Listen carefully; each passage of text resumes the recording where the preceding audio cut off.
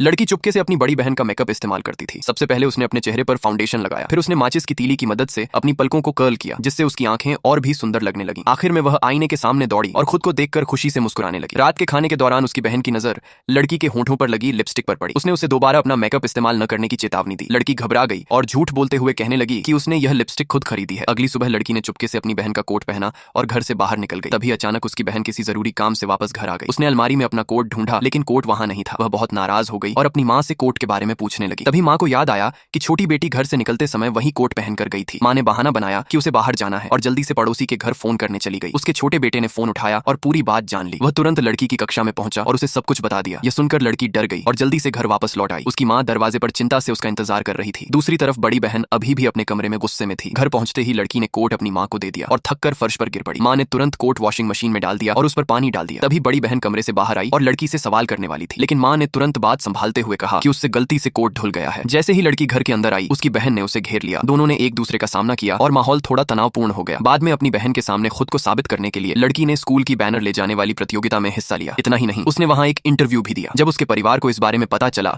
तो सभी लोग टीवी के सामने बैठकर उसे देखने लगे। जैसे ही टीवी स्क्रीन पर लड़की का चेहरा दिखाई दिया, पूरा परिवार खुशी से उछल पड़ा और जोर जोर से उसका उत्साह बढ़ाने लगा। यहाँ तक कि उसकी बड़ी बहन भी दरवाजे के पीछे से चुपके से सब सुन रही थी। उस पल पूरा परिवार लड़की पर बेहद गर्व महसूस कर रहा था।